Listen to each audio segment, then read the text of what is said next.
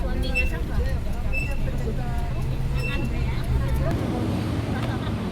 Ayo terus.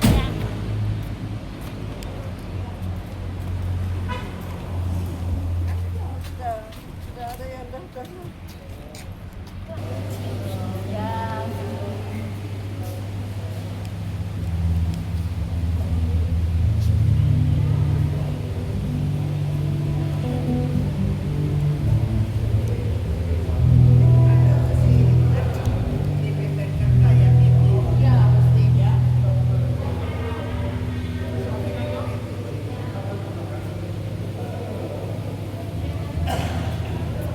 Jakarta ya video. Sana video, aja YouTube.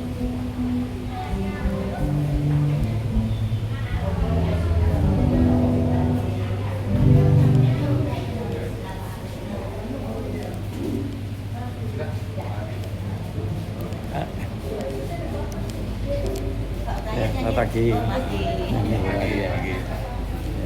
En, coba ya En. Kenapa? Taruh sejauh ini.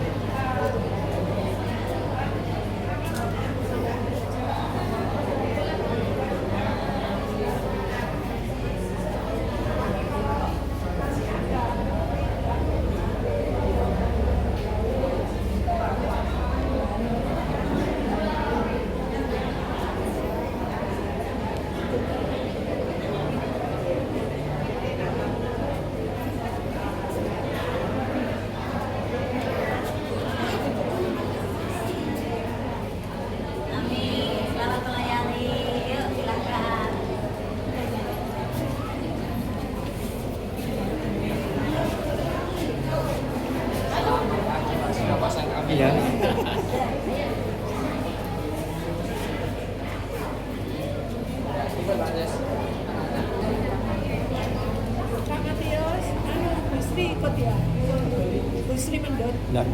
Enggak ikut.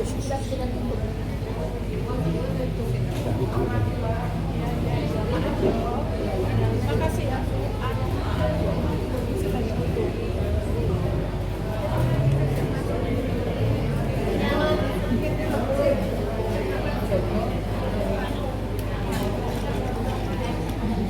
Pagi Bapak Ibu, apa kabar? Puji Tuhan. Bapak Ibu sudah siap untuk bersekutu? Ya, berikan senyum terindah buat kiri kanan depan belakang. Tuhan Yesus mengasihimu.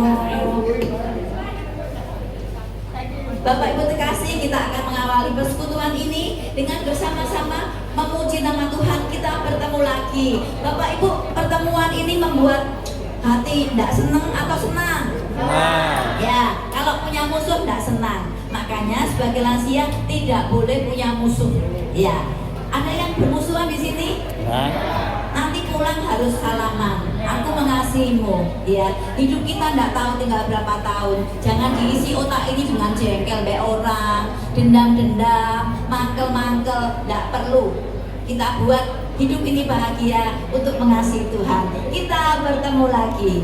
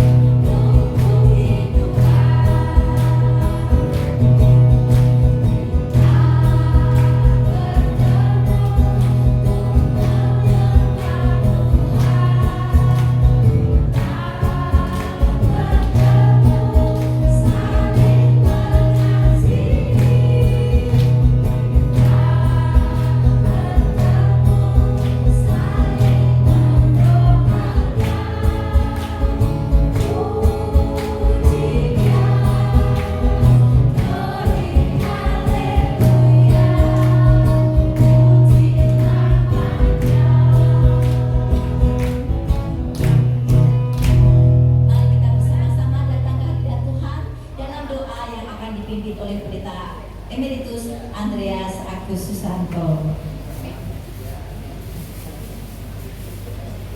Mari kita berdoa. Terima kasih Tuhan untuk menyelenggarakan dan menyertakan Tuhan supaya kami boleh sampai di tempat ini dengan selamat untuk bersama-sama kami bersuka-cita, bersekutu, dan kami juga mau memuji memuliakan nama Tuhan serta mengenal seperti yang dan firman Tuhan. Sertai kami Tuhan persekutuan ini sehingga dengan kuat kuasa kami juga boleh mendapatkan damai sejahtera dari firman Tuhan yang akan meneguhkan dan menguatkan kami untuk melanjutkan perjalanan hidup yang Tuhan dan percayakan kepada kami. Dalam Yesus Tuhan kami serahkan rangkaian acara kami dari awal hingga akhirnya nanti. Amin.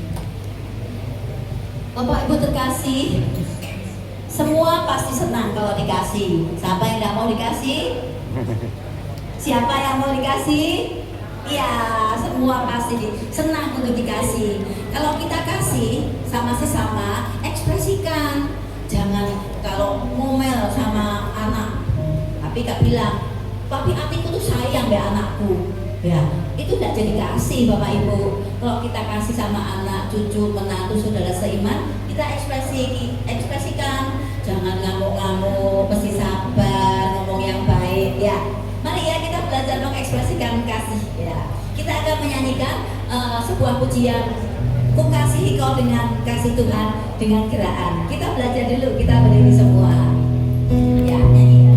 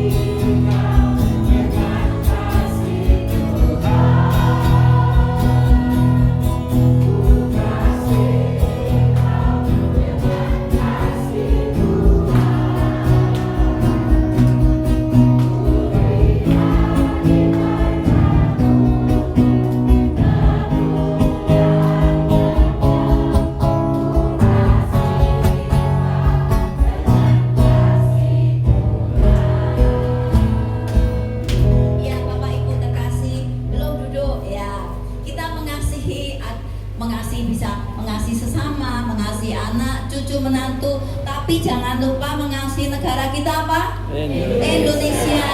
Kalau ada orang yang ngomel Indonesia gini, nggak saya ikut. Wong kita hidup di tanah Indonesia. Oke, korupsi gini, nggak usah melok-melok nambah-nambahi. Nggak usah posting-posting hal-hal yang kita tidak tahu kebenarannya, ya kan? Belum tahu loh, belum tentu. Kadang orang pengen kalau yang hot gitu, pengen posting supaya orang itu senang. Itu nggak perlu Bapak Ibu, karena kita tidak tahu kebenarannya. Ya, kita doakan kalau Indonesia ini ada kekurangannya. Semoga pemimpinnya diberi hikmat kepada Tuhan, diberi hikmat kepada Tuhan. Itu adalah tugas lansia ya, bukan lansia tugasnya untuk menggembar-gemborkan yang menjelek-jelekan negara kita sendiri. Kita hidup di negara mana? Indonesia, harus kita cinta ya. Jadi pada momen ulang tahun kemerdekaan ini, nanti kita akan mengekspresikan satu dengan yang lain. Pengurus akan membagikan bendera supaya ingat bendera kita warna apa? Merah putih. Lambang negara saya Indonesia akan saya cintai. Anak cucu kita ajarkan juga untuk mencintai negara kita. Ya, nanti sambil nyanyi, pengurus akan membagikan bendera. Kita terima ya, tidak pakai gerakan sekarang. Nyanyi ya, nyanyi dulu.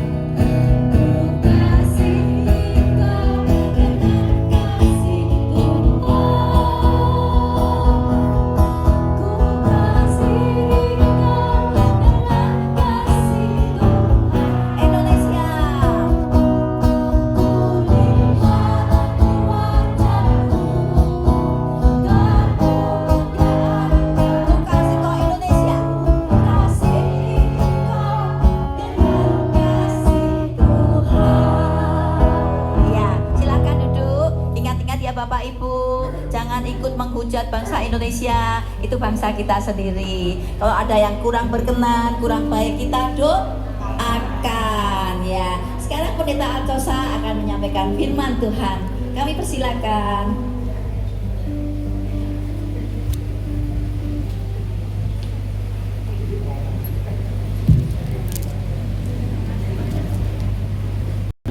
Bapak Ibu yang terkasih dalam Tuhan Yesus Kristus, mana suaranya? Memang betul kita sedang beribadah di restoran, tempatnya makan. Tapi belum saatnya kita makan karena sudah pada sarapan toh. Kita nanti makannya makan siang. Jadi pasti semangat lah karena masih ada yang diisi di dalam perut dari Bapak Ibu masing-masing. Kita akan bersama-sama sejenak merenungkan firman Tuhan. Mari kita bersama berdoa memohon pimpinan dari Roh Kudus. Mari kita berdoa. Kami mensyukuri anugerah Tuhan. Kami berterima kasih untuk kebersamaan yang boleh kami jalani saat ini, di mana kami diperjumpakan kembali di dalam suasana yang sukacita, di dalam anugerah Tuhan untuk terus bersekutu, menyapa, memuji, memuliakan nama Tuhan, juga saat ini belajar akan firman Tuhan. Kami memohon Roh Kudus menolong setiap dari kami, biarlah kami boleh membaca, mendengarkan, dan mengumuli firman Tuhan itu dengan baik, sehingga menjadi pandu di dalam perjalanan hidup kami. Terima kasih, di dalam nama Tuhan Yesus Kristus kami bersama berdoa dan memohon. Amin. Bapak Ibu, saya mengajak kita sekalian untuk membuka Alkitab kita dari Injil Matius.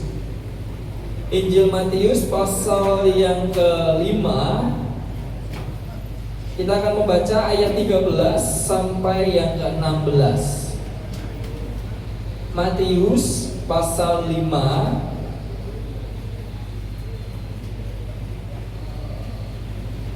ayat 13 sampai 16 akan saya bacakan untuk kita sekalian. Kamu adalah garam dunia. Jika garam itu menjadi tawar, dengan apakah ia diasinkan? Tidak ada lagi gunanya selain dibuang dan diinjak orang. Kamu adalah terang dunia. Kota yang terletak di atas gunung tidak mungkin tersembunyi. Lagi pula orang tidak menyalakan pelita lalu meletakkannya di bawah gantang, melainkan di atas kaki dian sehingga menerangi semua orang di dalam rumah itu. Demikianlah hendaknya terangmu bercahaya di depan orang, supaya mereka melihat perbuatanmu yang baik dan memuliakan Bapamu yang di surga. Demikianlah firman Tuhan. Saya punya sebuah cerita menarik.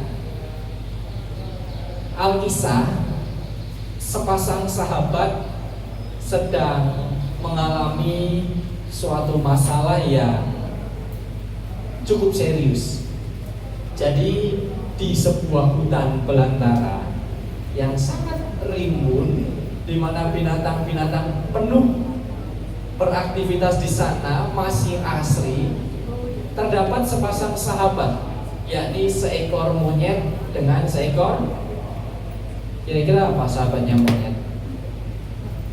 Apa? Beruang, makan. Seekor monyet bersahabat dengan kura-kura. Di hutan kura-kura, kura-kura di laut. Monyet dengan kucing, ayam, kelinci. Wah, ternyata jawabannya salah. Monyet dengan ikan. Loh, persahabatan yang unik ini. Bagaimana caranya ikan yang tinggal di air bisa bersahabat dengan monyet yang ada di atas? Coba dicari. Ikannya ada, monyetnya coba dicari. Ini hutannya, gitu ya.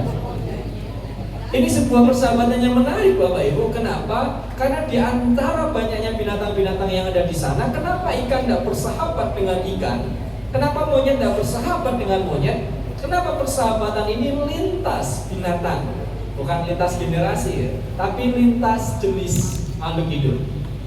Jadi hampir setiap hari si monyet selalu mengunjungi ikan di sungai, karena tidak mungkin ikan yang keluar dari air dan berjumpa dengan monyet di atas pohon.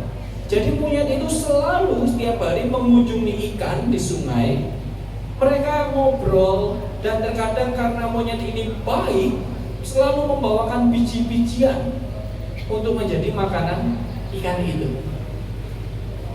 Mereka selalu bersama tiap hari, menghabiskan waktu berbagi makanan, khususnya si monyet kepada ikan, karena tidak mungkin ikan membawakan makanan kepada monyet dari dalam air, karena tidak tahu apa makanan yang ada di dalam air. Nah, pada suatu ketika persahabatan ini diuji. Hujan deras mengguyur hutan belantara itu. Monyet atau binatang itu biasanya lebih peka daripada kita manusia kalau sedang terjadi sesuatu pada alam. Misalnya musibah, banjir, angin, badai, mereka itu lebih peka, atau bahkan gempa bumi, gunung meletus, mereka itu lebih peka daripada kita manusia. Jadi suatu ketika ada badai datang di hutan belantara itu. Monyet instingnya kuat. Dia merasa ada suatu ancaman bahaya yang sedang melanda hutan itu. Betul, badai besar datang, hujan sangat deras. Di sana ada sebuah pegunungan. Tampaklah di atas pegunungan itu binatang-binatang, burung-burung pada lari, berterbangan turun. Karena monyet bisa manjat pohon, maka dia pergi ke tempat atau ke sebuah pohon yang paling tinggi di situ untuk melihat apa yang sedang terjadi. Di tengah badai dia memaksakan dirinya, kehujanan, kena tiupan angin yang kencang, dan bahkan mungkin dengan suara gelegar petir dia memberanikan diri untuk melihat apa yang sedang terjadi di sana. Ternyata banjir bandang datang dari atas menuju aliran sungai di mana si ikan berada. Bahaya enggak ini? Bahaya enggak? Sama seperti Bapak Ibu jawab bahaya, monyet juga begitu. Waduh, bahaya ini. Temanku kan tinggal, sahabatku kan tinggal di sungai itu. Kalau banjir bandang ini datang, ya kegiles dia. Ya bukan kegiles, ya hanyut begitu. Hanyut, kintir, tenggelam enggak ya ikannya? Hah? Mati tenggelam enggak? Kalau kita kena banjir bandang, mati tenggelam. Itu monyet kena banjir bandang, mati tenggelam. Ikan?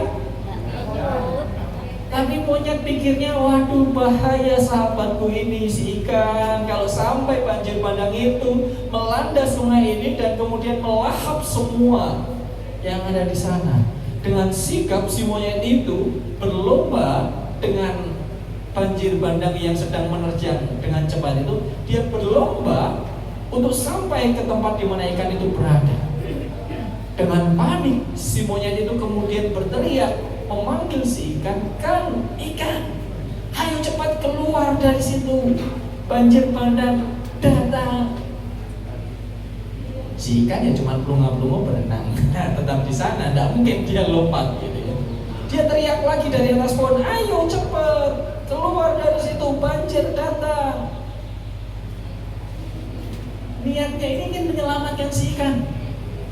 Karena ikan tidak lompat-lompat, akhirnya monyet turun dari itu pohon dengan sebuah pengorbanan. Kalau air itu datang dan aku kena, ya sudah, aku hanyut, tak apa-apa. Pengorbanan diri. Akhirnya si monyet turun ke sungai, mengambil si ikan itu dan membawa ikan itu ke atas pohon yang tinggi itu untuk menyelamatkan. Namanya banjir kan tidak cuma 10 menit begitu ya. Hilangnya ya. Sejam, 2 jam, 3 jam. Si monyet itu memeluk ikan itu dengan erat di atas pohon. Dia mengasihi ikan itu supaya ikan ini jangan kintir gitu ya, jangan hanyut dan kemudian mati karena banjir bandang ini. Ketika badai reda, air sungai mulai pada posisi semula, si monyet memanggil ikan. Sudah selesai nih bahayanya. Kira-kira apa yang akan terjadi? Ikannya bukan jadi ikan goreng nanti dimakan. Udah gitu. Ikannya? Nah, kenapa mati? Kan ditolongin tadi sama si monyet.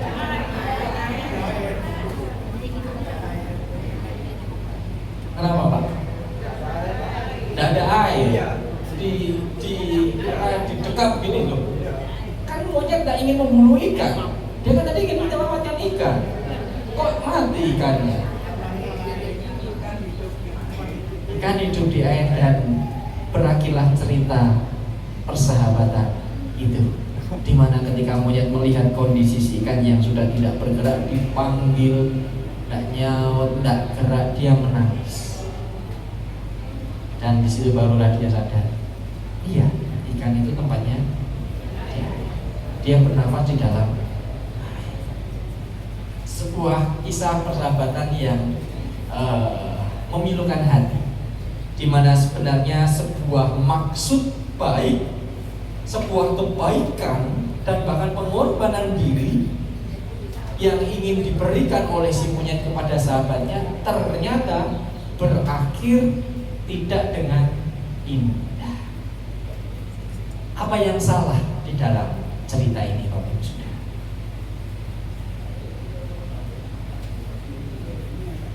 Baik tidak si monyet?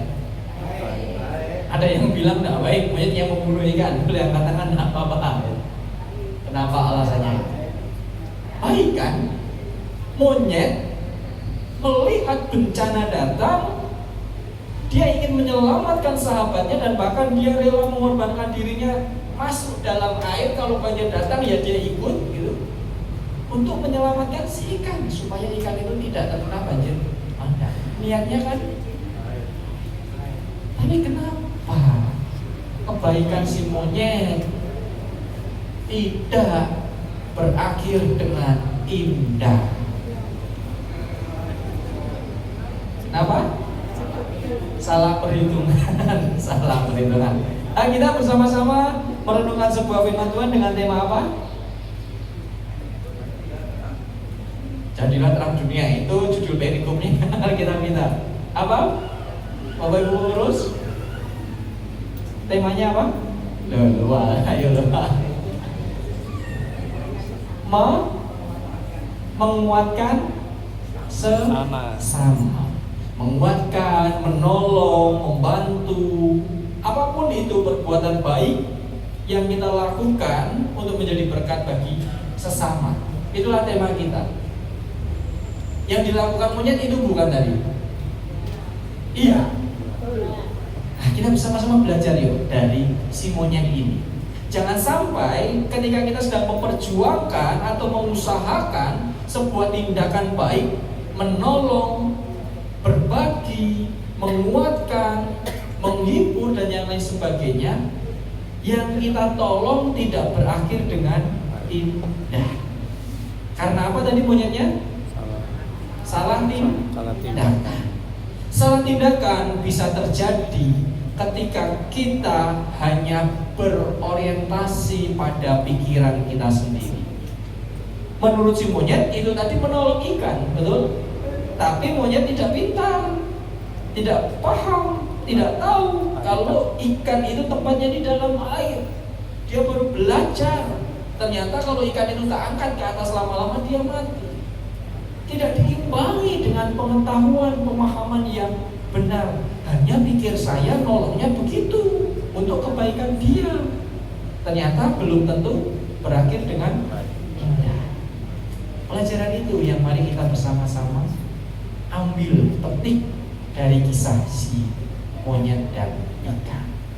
Bahwa kita disadarkan, kita diingatkan di dalam perbuatan-perbuatan baik yang ingin kita bagikan, kita berikan kepada orang lain, haruslah didasari pada pemahaman yang tepat dan benar. Firman Tuhan saat ini yang kita baca tadi dari Matius pasal 5 ayat 13 sampai 16 ada dua bagian yang sangat populer, familiar bagi kita orang Kristen. Yang pertama, orang Kristen itu dipanggil Tuhan untuk menjadi apa? Saksi. Yang pertama, Saksi. garam. Menjadi garam. Fungsi dari garam memberi rasa. Memberi rasa.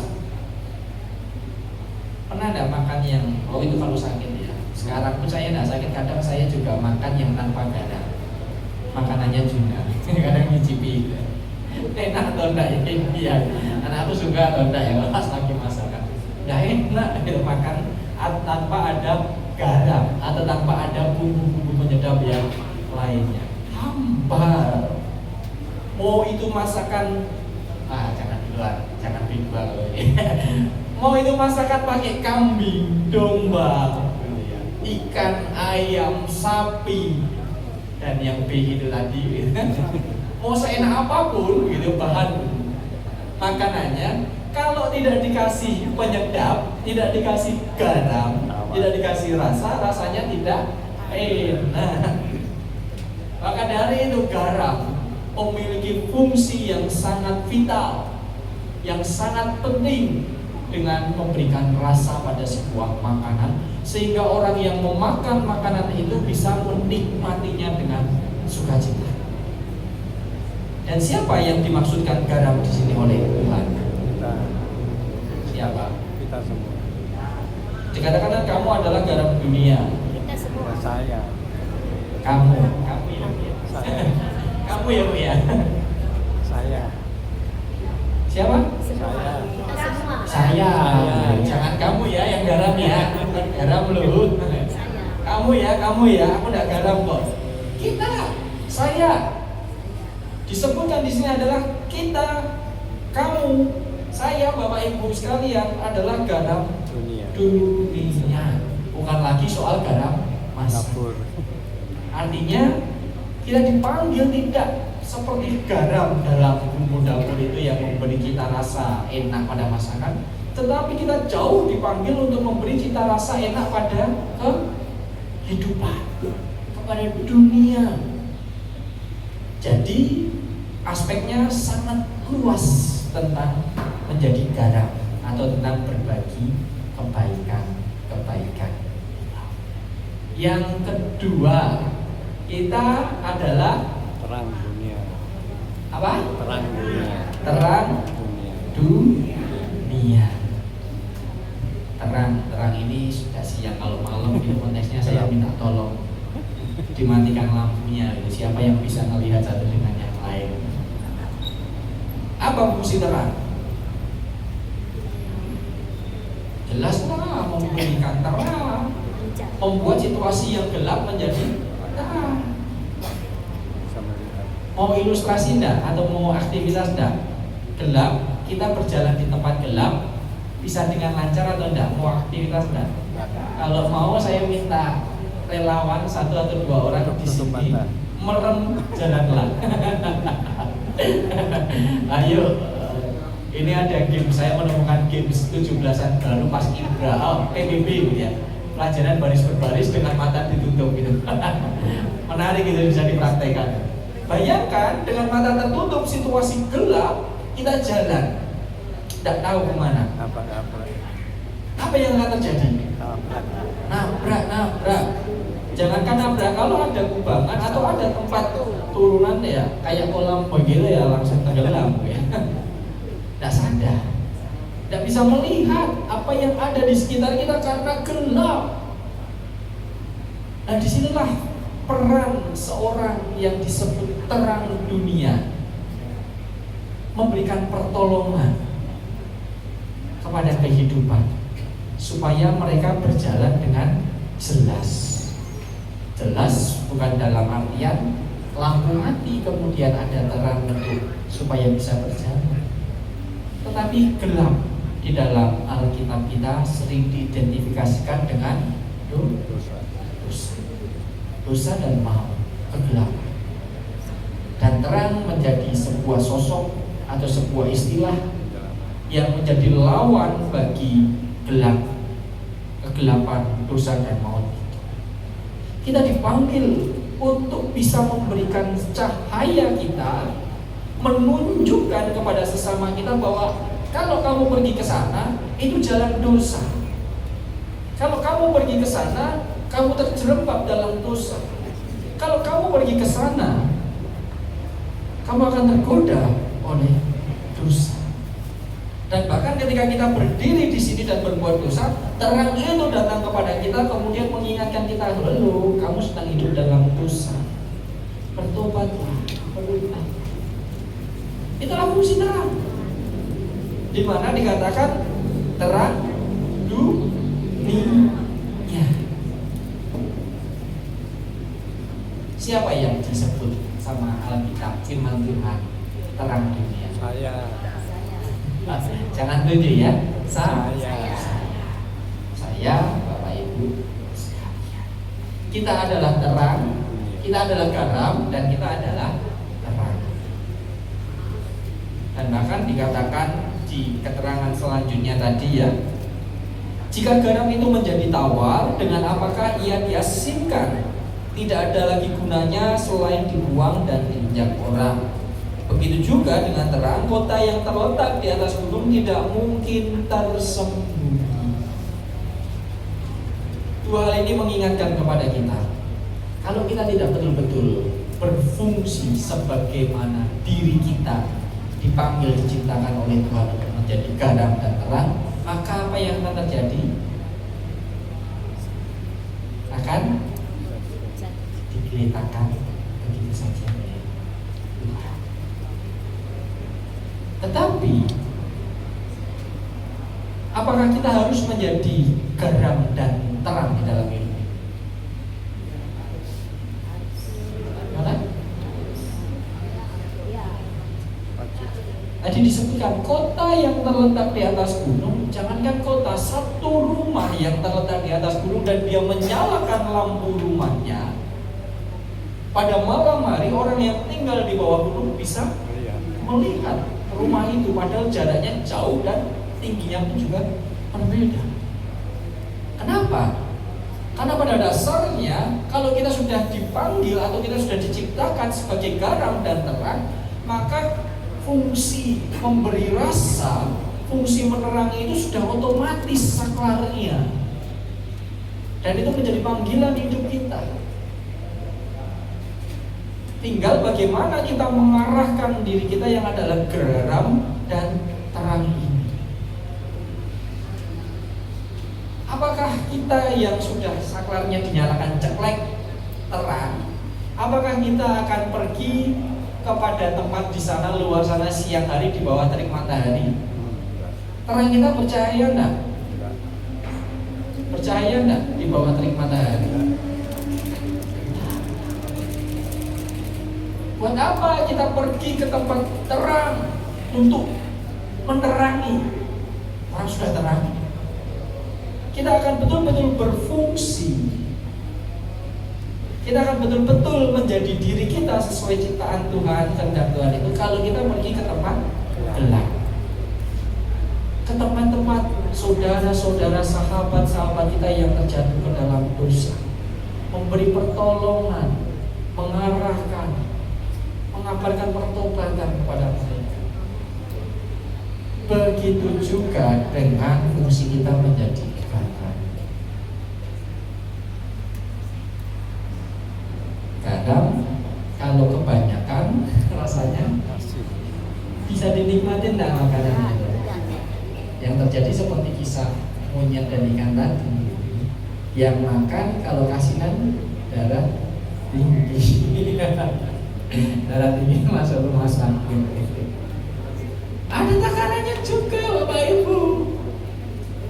Kita harus bisa memfungsikan diri kita pada situasi, pada tempat, pada hal-hal yang tepat sasaran dengan memberi rasa itu. Itulah yang tidak dilakukan oleh si monyet, yang tanpa pemahaman, pengalaman, ilmu, kesadaran yang baik, dia langsung nyelonong saja melakukan perbuatan-perbuatan yang dianggap baik. Dan akhirnya berujung pada sesuatu yang tidak berkah. Tema kita tadi apa? Menguatkan, menolong, berbagi, atau apapun perbuatan baik dan benar itu yang kita lakukan kepada sesama. Bagaimana caranya? Supaya kita tidak, bukan menjadi monyet ya, supaya kita tidak berada pada situasi seperti apa yang dilakukan oleh si monyet. Otomatis kan tadi terang kita nyala terus, fungsi garam kita juga langsung terus memberi rasa. Tapi bagaimana caranya supaya hasilnya atau kelanjutan pertolongan perbuatan baik yang kita lakukan itu indah? Kenapa? Baca firman. Tari jadi panutan, jadi panutan. Kelakuan kita harus menunjukkan. Saya ambil contoh, Bu. Kita sedang tinggal di dalam sebuah masyarakat terlalu luas, dalam sebuah lingkungan di mana kampung atau rumah tempat tinggal kita itu, mohon maaf, isinya preman semua. Yang sering ditampilkan adalah mabuk-mabukan, judi, mungkin narkoba, mungkin seks bebas, mungkin juga ya hal-hal buruk yang lainnya, tindakan kriminal. Kita tinggal di lingkungan itu. Bagaimana cara kita menjadi teladan di sana? Apa? Mengalah. Oh ya, mengalah bukan jadi teladan, Pak. Jadi, bagaimana caranya? Apakah kemudian kita akan berdiri naik ke atas mimbar, langsung teriak-teriak, kalian yang tinggal di kampung ini, para pendosa, para penjahat, bertobatlah. Bertobat enggak mereka? Yang ada kita yang berobat. Yang ada di atas mimbar, kemudian kita berobat jadinya ada di rumah sakit. Karena menjadi korban amuan massa. Mendekati. Fungsi tidak berjalan tadi. Bisa jadi teladan enggak? Mereka berubah enggak? Jadi menjadi teladan ada seninya juga. Saya mengatakan itu. Ada seninya.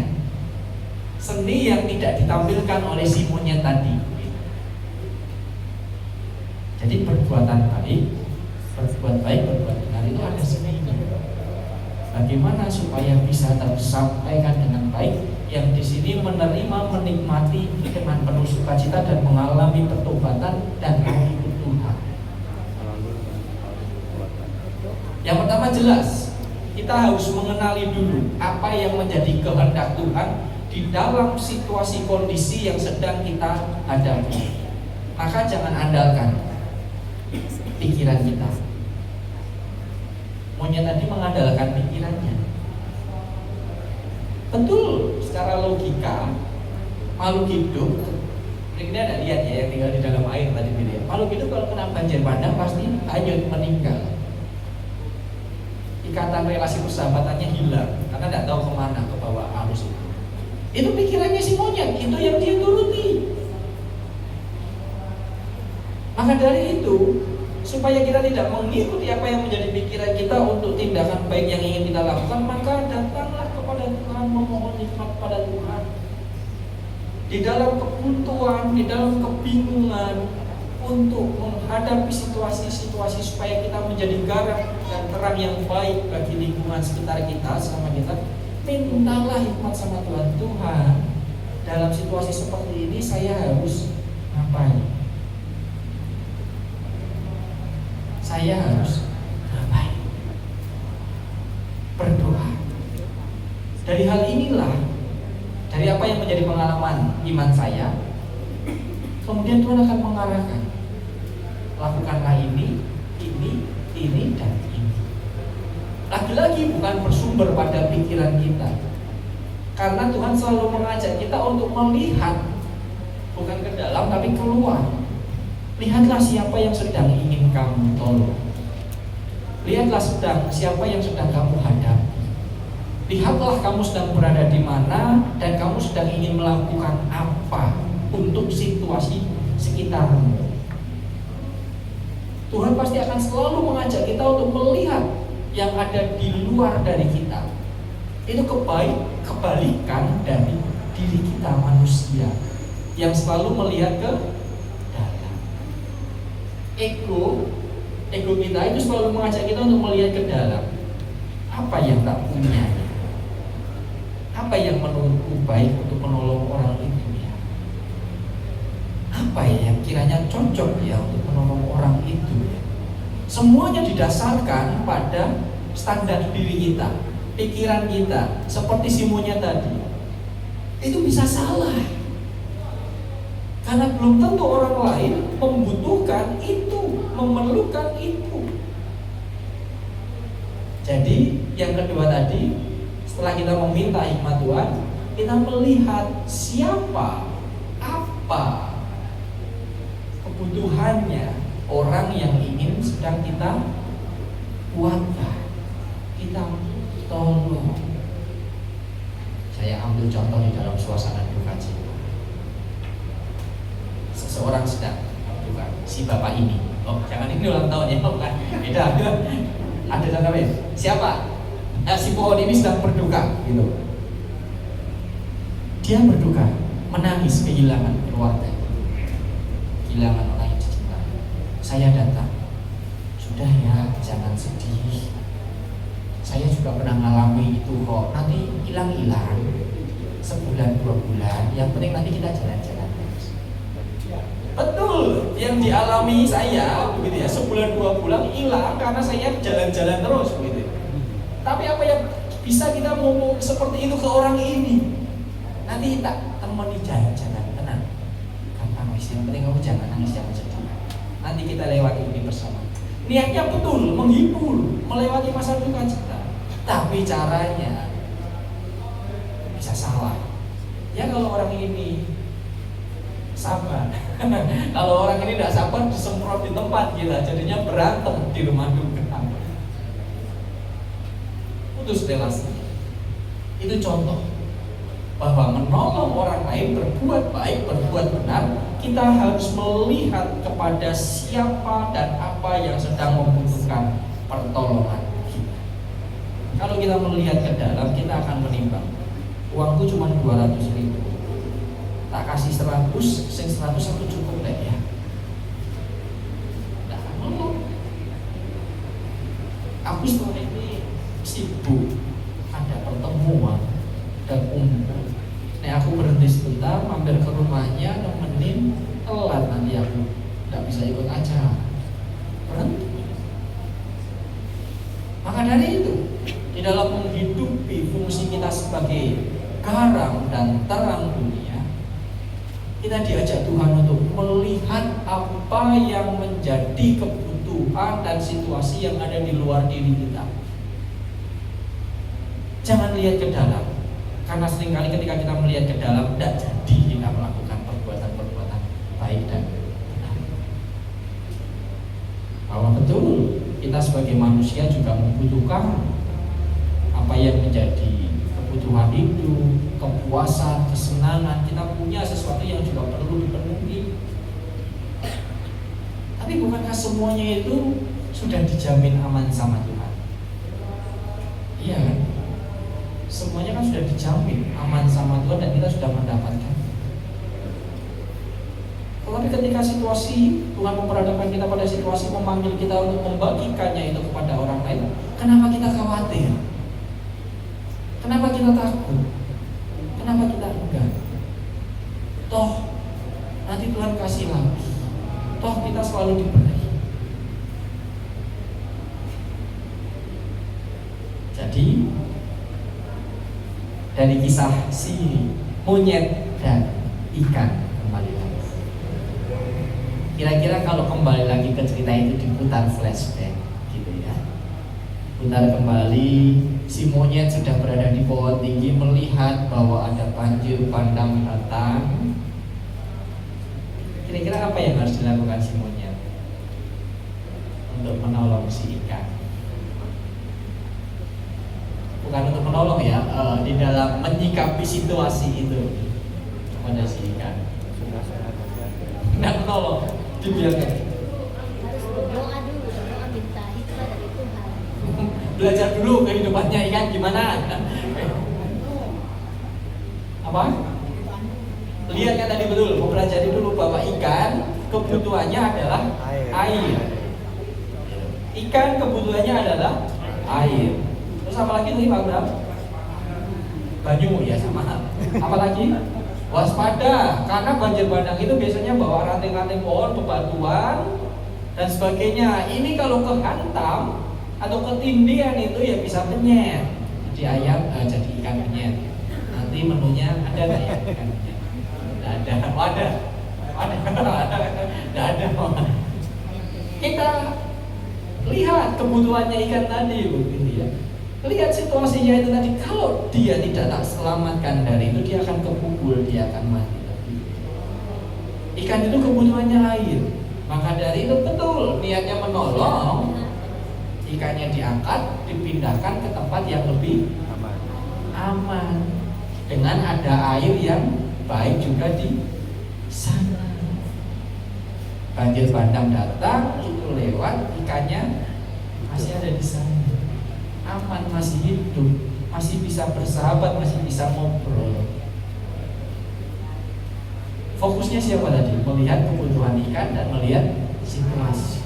Itulah yang Tuhan ajak kepada kita di dalam menghidupi firman-Nya, panggilannya menjadi garam dan terang, di dalam menguatkan, menghibur, menolong, berbagi cinta kasih-Nya kepada kehidupan. Firman Tuhan, pengantarnya saya berhenti sampai di sini. Saya mau mengajak kita beraktivitas sejenak. Bapak Ibu yang sudah lansia, saya juga menjelang lansia 30 nih, tapi ya kan menuju lansia. Pegel-pegel enggak badannya itu kalau jadi lansia itu? Diajak aktivitas berat sedikit capek enggak? Kalau tidur, jam tidurnya kurang enggak seperti biasanya? Ngantuan. Jadi badan kita letih ya. Semuanya badannya letih, capek, itu kebutuhan. Maka mari kita menjadi penolong, berbagi kebaikan kepada sesama kita dengan memberikan pijatan. Tangannya bisa di pundak teman yang di kanan dan di kiri yang laki-laki, bisa mencari yang laki-laki. Kalau sekeluarga tidak apa-apa, gitu. Yang perempuan hanya yang perempuan, gitu. Kita sekeluarga. Silahkan tangannya menyentuh pundak teman sebelah kanannya dulu. Sebelumnya disapa dulu, diberikan senyum. Sapa, disenyumi di sebelah kanan dulu. Kemudian tangannya diberikan ke pundaknya. Kasih pijatan yang sangat nyaman. Kamu capek ya, kita pijat. Yuk sebelah kesana dulu, sebelah kiri dulu, ke arah kiri saya, ke kanan Bapak Ibu, ke kanan Bapak Ibu, ke sebelah kiri saya ya, sebelah kanan Bapak Ibu, pijat dulu ke sana. Beri pijatan. Wah, Anda capek ya, tak kasih pijatan. Ya. Kalau sudah sebaliknya, ayo ke sebelah kiri. Biar kamu capek ya, tak pijit. Ayo tak pijit, yang capek mungkin yang ada.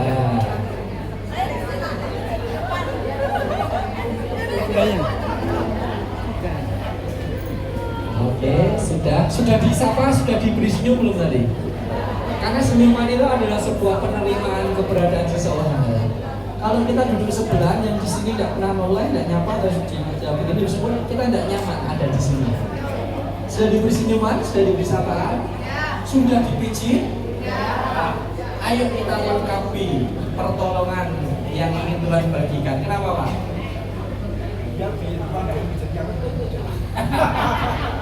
Kita berikan pertolongan yang lain supaya diri kita paling tidak bisa menjadi berkat bagi sesama yang ada di sini. Sharing ya, dengan teman sebelah kanan kiri, ceritakanlah pergumulan yang terjadi dan kemudian doakanlah secara bersama-sama di tempat. Saya beri waktu 5 menit, Bapak Ibu silakan bercerita dan saling mendoakan apa yang ingin didoakan. Satu baris saja tidak apa-apa, 3 orang, satu baris. Perhatikanlah pada sahabat-sahabat kita sebelah kanan kiri dan kemudian doakanlah. Kalau Bapak Ibu mau menolong dalam tindakan yang lain juga silakan, ya, sesuai dengan pergumulannya. Saya persilakan, ya. Jangan di sini atau lanjut setelah ini baik begitu ya. Tapi dalam konteks ini kita akan bersama-sama membuat. Mari saya persilakan. Saya beri waktu 5 menit.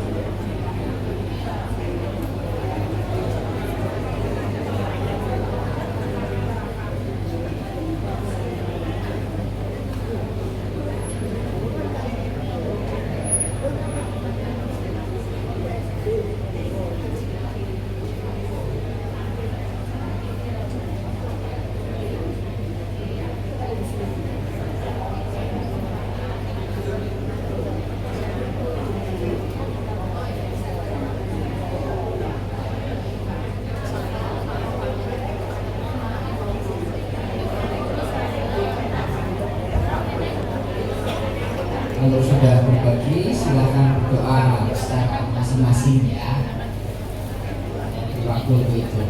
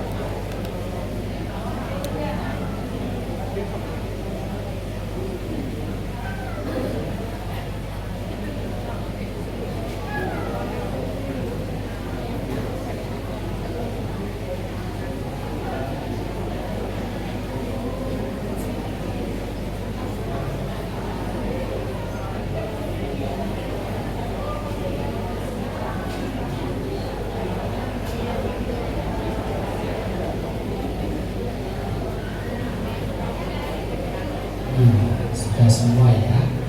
Tindakan ini bisa kita lakukan sebagai bentuk kita menerapkan atau belajar menjadi garam dan terang yang sudah Tuhan tanamkan pada diri setiap kita dan selalu memancar.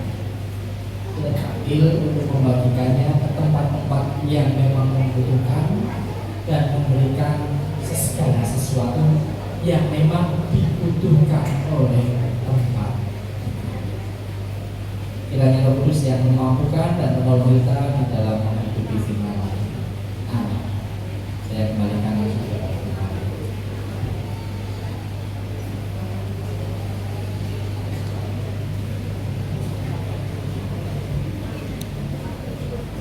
Shalom Bapak Ibu, sudah terima berkat Tuhan melalui firman Tuhan, Amin. sudah dikuatkan. Tiba saatnya Anda semua dan saya untuk menguatkan orang lain. Siap Bapak Ibu? Siap. Luar biasa berkat Tuhan buat kita, lengkap ya. Maria sering bilang kalau kita usia lansia itu adalah berkat Tuhan lebih dari yang lain, karena kita sudah lebih menikmati banyak kehidupan, lebih panjang ya. Nasinya berapa piring lebih lebih banyak, karena umur 80 70 kalau dihitung berapa piring? Sehari 3 piring ya. Kalau 80 berapa hari? Banyak sekali. Oleh sebab itu kini tiba waktunya kita boleh mengucapkan syukur kepada Tuhan melalui berkat yang sudah Tuhan berikan dengan mengumpulkan persembahan. Mari kita siapkan berikan kepada Tuhan yang terbaik. Kita iringi persembahan ini dengan sebuah pujian. Ku beri persembahan.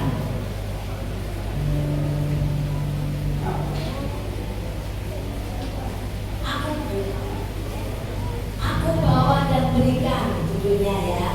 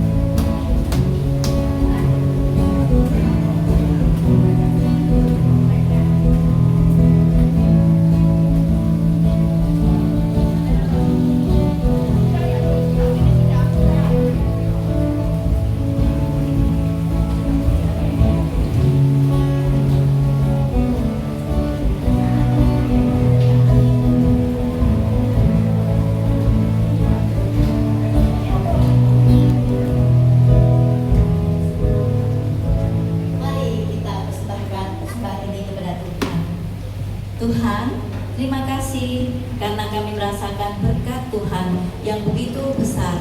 Usia kami yang panjang, kekuatan dan kesehatan, dan pada saat ini kami boleh bersekutu bersama. Tuhan, semua berkat ini berasal dari Engkau. Oleh sebab itu pada saat ini kami membawa persembahan ini untuk berkat, untuk Tuhan pakai untuk pelayanan-pelayanan yang dibutuhkan. Kiranya boleh berkat yang kecil ini boleh menjadi berkat yang besar untuk kemuliaan nama Tuhan. Ajar kami juga Tuhan untuk mau mempersembahkan hidup kami yang terbaik untuk kemuliaan nama Tuhan. Di dalam nama Tuhan kami Yesus Kristus kami persembahkan. Amin.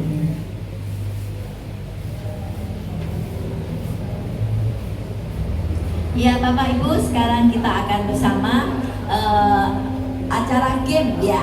Saya mengundang pengurus untuk berdiri di sini berjajar miring gini. Pengurus ya. Berdiri menghadap sana, miring ke belakang sini. Ayo silakan semua pengurus 14 orang. Ya, ikuti saya belakang sini. Garis ya.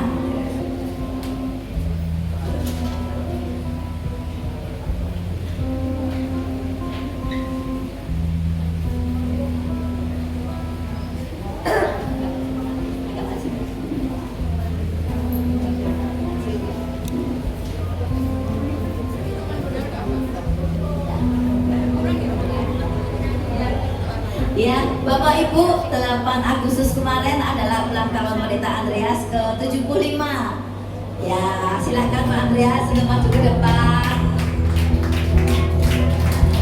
Pak Andreas ingin memberikan sesuatu buat pengurus. Ya, Pak Andreas ingin mengenal suara-suaranya. Jadi nanti caranya gini ya, Bu Ratih mengungkapkan selamat ulang tahun Pak Andreas, semoga panjang umur. Yang lain terserah ya kata-katanya. Terus Pak Andreas tebak siapa gitu ya. Coba betul apa enggak? Kalau betul nanti akan diberikan oleh Pak Andreas angpau. Karena umurnya 75, jadi angpaunya uang 7.500. Ya silakan pengurus.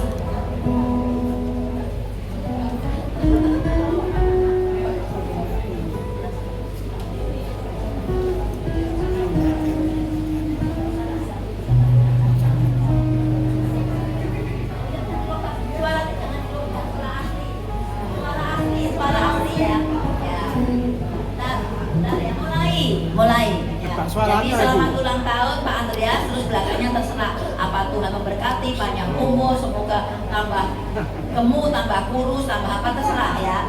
Tes, udah tes langsung ya. 1. Selamat ulang tahun Pak Andreas, semoga sehat, panjang umur, bisa menikmati keberkatan Tuhan, bisa menikmati hidup anak cucu semuanya, dan hidupnya selalu dimuliakan dengan Tuhan. Pak, sebentar, jangan. Namanya siapa? Udah sepi ya, betul, tepuk tangan. Ke depan dulu baru dikasih ya.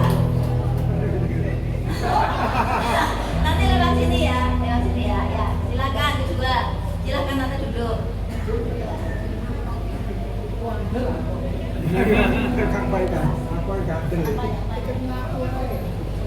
Andreas, selamat ulang tahun.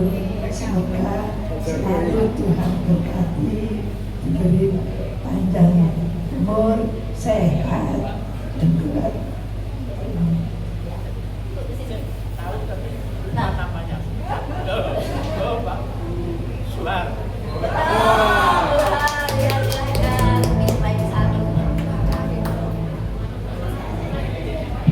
Happy birthday Pak Andreas, panjang umur, setia dalam pelayanan. Iya betul. Ya kalau betul ditepui ya Bapak Ibu.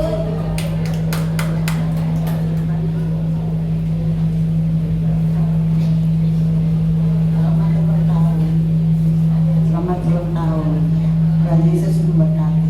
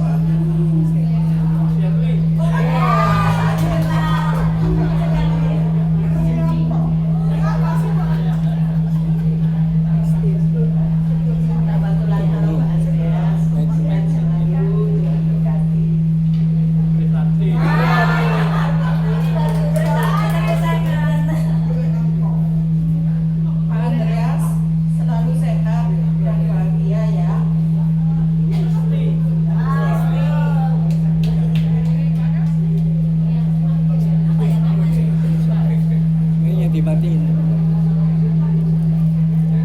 Pak Andreas, selamat ulang tahun, sehat, bahagia selalu bersama keluarga, sukacita selalu.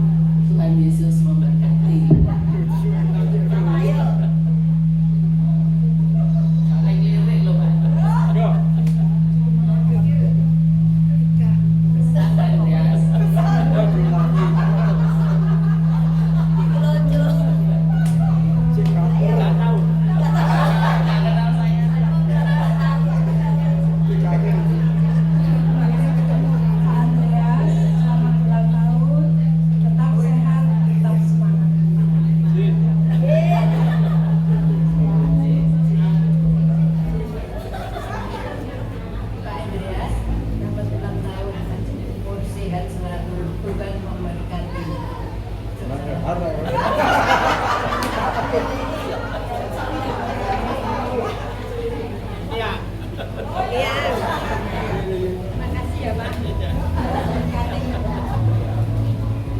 Pak Andreas dari Gresik, banyak umur, sehat selalu, sukacita, bahagia bersama keluarga dan cinta.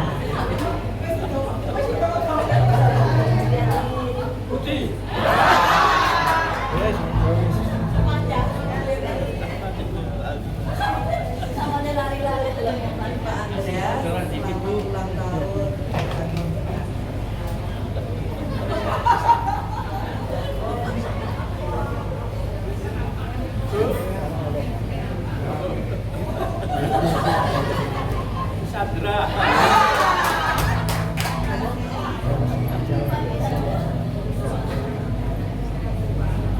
Andreas, selamat ulang tahun bagi kami memberkati.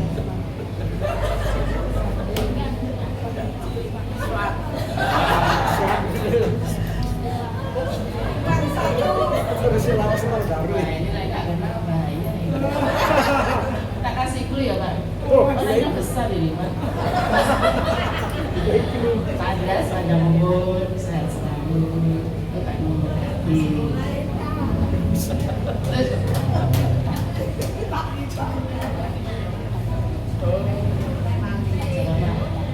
Rumahnya dekat kantor gereja.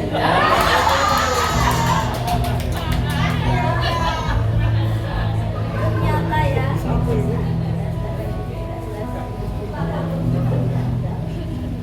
Tes. Ternyata enggak lulus Bapak Ibu, mau 75 kok sudah lupa ini. Apa ini obat lupa ini ya? Kurang vitamin ternyata. Vitamin apa ini kira-kira ini? Apa? Oh, vitamin lencer ya. Banyak lencer ya Pak Andreas biar enggak lupa. Ya. Terima kasih Bapak Ibu. Ya ini kapan lagi meluncur suami ya. Nah, sekarang silakan yang berulang tahun bulan Agustus untuk maju. Silakan yang ulang tahun bulan Agustus silakan maju ke depan. Trisanti ya, terus apa lagi ya? Trisanti. Apa lagi? Ada. Oh iya, Bulingga, silakan Bulingga. Sudah nggak ada? Bu Nanti mana? Oh mau Pak, nggak apa-apa. Kita masih bulan kok. Ya tanggal 1 sampai 31 Agustus. Ya silakan. Silakan Bu, Pak. Jangan takut ke Pak Andreas. Lari-lari silakan. Oh nggak apa-apa, silakan si Pak. Ulang tahunnya tanggal berapa Pak?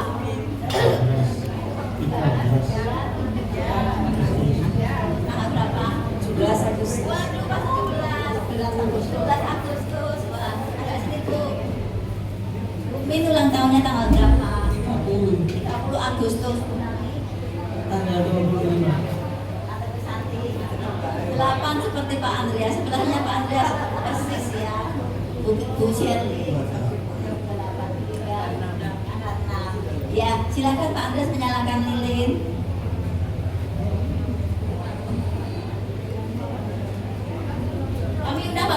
untuk berdiri, kita bersama menyanyikan Happy Birthday to you.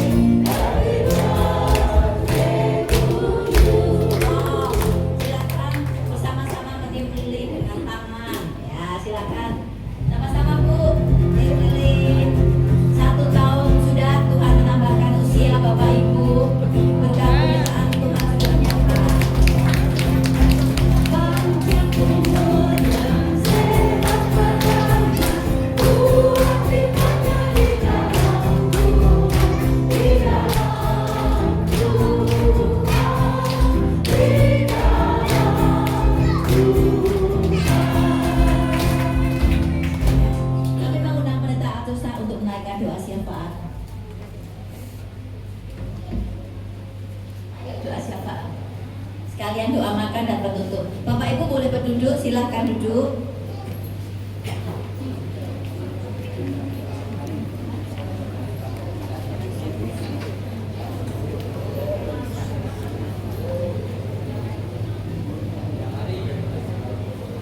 Cek. Mari kita bersama-sama bersatu di dalam doa untuk menaikkan doa syafaat sekaligus mendoakan Bapak Ibu sahabat kita yang berulang tahun pada bulan Agustus yang ada di depan ini ya. Mari kita berdoa. Tuhan, kami bersyukur bersama-sama kami boleh merenungkan firman Tuhan, di mana Tuhan mengingatkan dan mengajar kami kembali bahwa kami harus terus memancarkan cinta kasih Tuhan kepada kehidupan, kepada sesama kami. Dan biarlah segala sesuatu yang akan kami kerjakan, Roh Kudus saja yang memimpin, sehingga di dalam setiap pertolongan, tindakan kasih, tindakan kebaikan yang kami sebar, kami lakukan, semuanya betul-betul menjadi berkat bagi orang-orang yang menerima, yang membutuhkan, dan juga menolong mereka untuk terus melanjutkan kehidupan, menikmati kehidupan, bersyukur dan semakin mengenal Tuhan. Kami memohon Roh Kudus memimpin setiap dari kami di dalam menghidupi firman Tuhan yang tadi kami dengarkan bersama-sama. Saat ini kami juga bersama-sama bersyukur di hadapan kami ada banyak Bapak Ibu, sahabat-sahabat kami yang berulang tahun di bulan Agustus. Biarlah di dalam setiap perjalanan hidup yang akan datang, Tuhan terus menganugerahkan kesehatan, Tuhan menganugerahkan umur panjang, sukacita, damai sejahtera dan berkat yang melimpah di dalam perjalanan hidup mereka. Tuntun umat-Mu ini untuk terus hidup berkenan di hadapan-Mu ya Tuhan. Hari demi hari menjadi semakin baik, sesuai dan sepenuh dengan apa yang Tuhan kehendaki. Kami juga bersama-sama ingin mendoakan umat Tuhan, jemaat lansia di GKI Tumapel yang sedang mengalami sakit, yang sedang berjuang di dalam kondisi lemah tubuh. Biarlah Tuhan yang terus datang menjamah, memberi kekuatan, memberi semangat, memberi kesabaran, dan juga menyambut harapan sahabat-sahabat kami ini untuk pulih, untuk sembuh, dan juga kembali seperti sedia kala. Tetapi kami sadar apapun yang terjadi di dalam kehidupan ini, semuanya hanya berdasarkan kehendak Tuhan saja. Maka dari itu pakai kami juga ya Tuhan. Biarlah kami boleh menjadi saluran cinta kasih Tuhan di dalam memperhatikan mereka, mendoakan, menolong, dan memberi semangat. Kami juga bersama-sama mendoakan umat Tuhan yang melayani di dalam komisi lansia. Biarlah pengurus boleh terus Tuhan jaga kesehatannya, Tuhan semangat, membakar semangatnya terus untuk dapat melayani Tuhan sebaik mungkin, menjadikan diri hidup mereka menjadi berkat bagi umat Tuhan, jemaat lansia di GKI Tumapel. Biarlah di dalam setiap karya-karya yang sudah direncanakan, yang dilakukan, terus Tuhan berkati dan Tuhan tolong. Kami juga bila setelah ini akan menikmati berkat berupa makanan yang akan tersedia bagi kami. Kami mensyukuri, kami berterima kasih, dan kami memohon Tuhan menguduskan, mensucikan, Biarlah makanan ini dapat menjadi sumber kesehatan, gizi dan energi dalam hidup kami. Dan bila setelah makan kami juga akan kembali ke tempat kami masing-masing, ya Tuhan, mengakhiri persekutuan udara terbuka di tempat ini. Biarlah semuanya boleh terus Tuhan tolong, Tuhan pimpin, dan menjadi selamat tiba di tempat tujuan masing-masing di dalam kondisi yang baik, yang sehat, dan juga semangat di dalam melanjutkan perjalanan hidupnya. Terima kasih. Biarlah damai sejahtera, sukacita, dan berkat dari Tuhan yang melimpah senantiasa melingkupi perjalanan hidup kami dari hari ke Paskah. Di dalam nama Tuhan Yesus Kristus kami berdoa. Amin. Terima kasih. Silakan duduk yang berulang tahun. Ya, silakan duduk.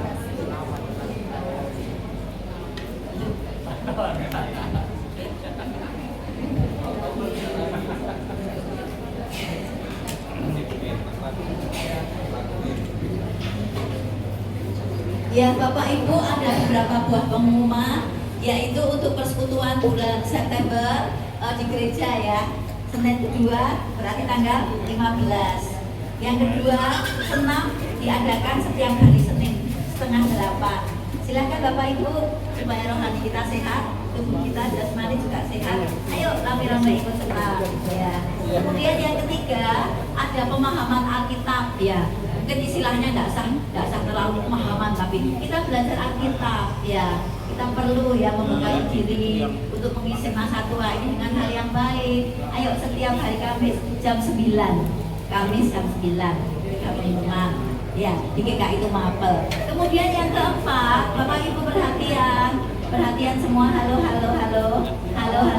perhatian. Untuk pengumuman yang 4 sangat penting Bapak Ibu. Maria mengingatkan lagi untuk yang lupa, jangan sampai lupa. Kalau ngambil tisu cuma boleh 1. Jangan sampai ada barang-barang sini yang dibawa ya. Nanti kalau makan juga 1 orang cuma 1 piring, aquanya juga cuma 1. Semua 1-1, tidak ada yang double. Tahu ya Bapak Ibu ya. Itu kadang yang kita lupa. Maria tahu tidak sengaja tapi lupa. Oleh sebab itu Maria ingatkan, tidak hanya di GKI itu Mapel saja, dimanapun Bapak Ibu berada, kita sebagai orang tua kita hargai diri kita sendiri. Jangan sampai kita tegur, loh cukup makanan kok akeh, kae loh tukang bawa makanan. Jangan Bapak Ibu, sayang ya. Hidup kita ini tinggal seberapa. Kita isi yang terbaik. Kita buat kesan yang indah buat seluruh dunia. Ya, kita buat teladan yang indah buat anak cucu kita. Oke? Dan ada yang lupa ya nanti ya.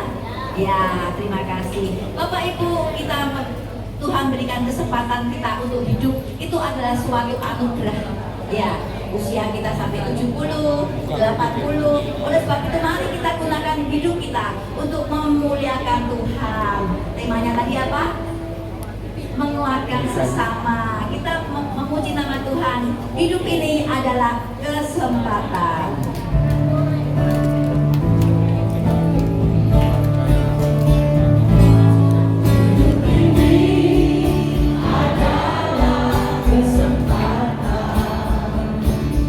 Hidup ini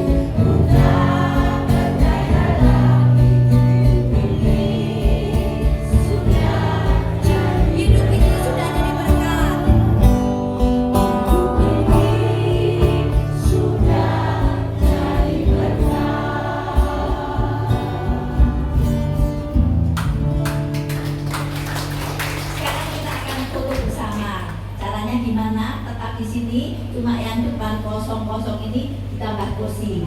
Yang depan tetap berdiri, yang belakang maju. Yang depan tetap duduk, yang belakang berdiri. Ya, silakan sampai bawa benderanya. Ya, kita foto sama mau nyanyi 17 Agustus. Silakan. Yang kosong-kosong ini tambah kursi dari belakang itu satu-satu.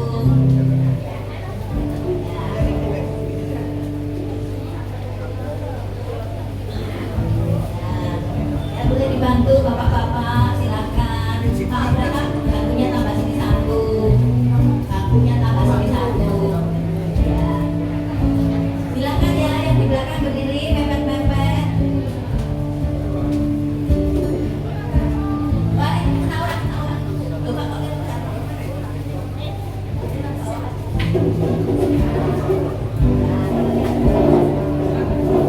Silakan, mari. Ya. Di sini ada 2 tempat, silakan. Ya, yang di belakang silakan maju.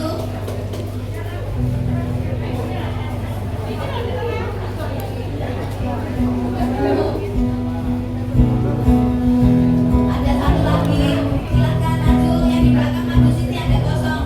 Ayo Bu. Ya.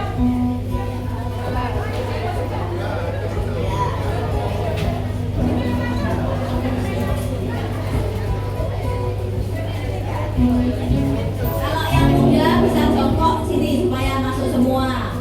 Yang masih bisa jongkok di depan nanti sama Maria sini yuk. Ayo, yuk di sini jongkok sini. Yang masih bisa jongkok sama Maria sini. Cuma di sini Bu. Di sini loh. Ya. Bu maju Bu. Ibu. Maju. Maju. Ya, Bu agak sana.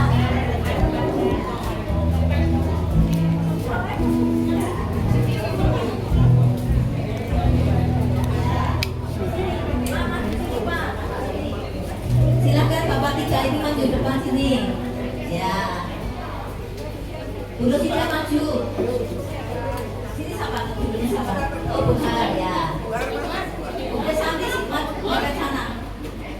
Ya, yang musik juga. Oh, udah. Sudah? Ya, Pak Hidayat silakan saja.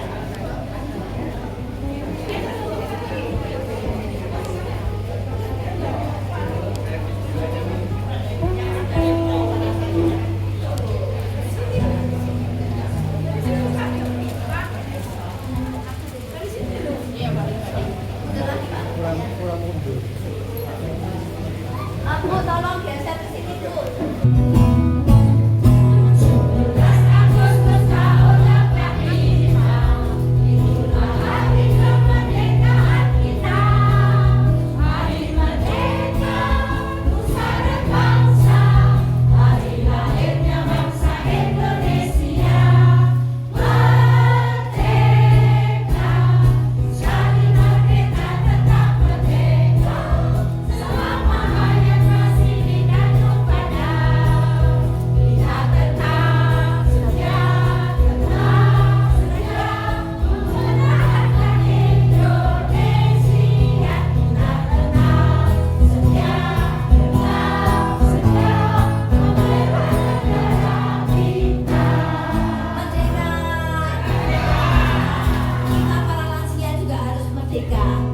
Dengan hati yang tidak penuh dendam, merdeka bebas dari rasa dendam, rasa iri hati.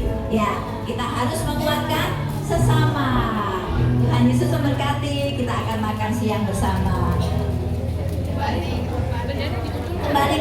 Oh, Bapak Ibu benderanya tolong dikumpulkan ya. Kembalikan ya. Bendera dikumpulkan. Duduk seperti tadi. Bangkunya yang menghadap depan dibalik.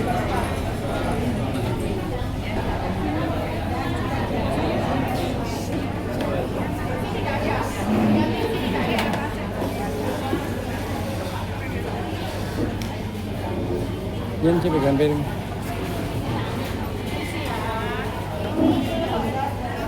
Ya sini ya. Ya sini. Gambarin gini.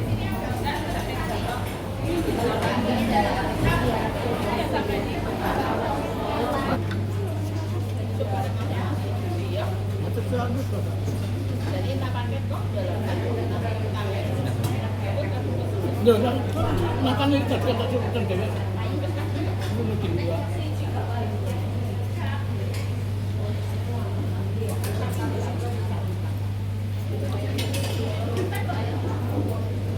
Tahu tak?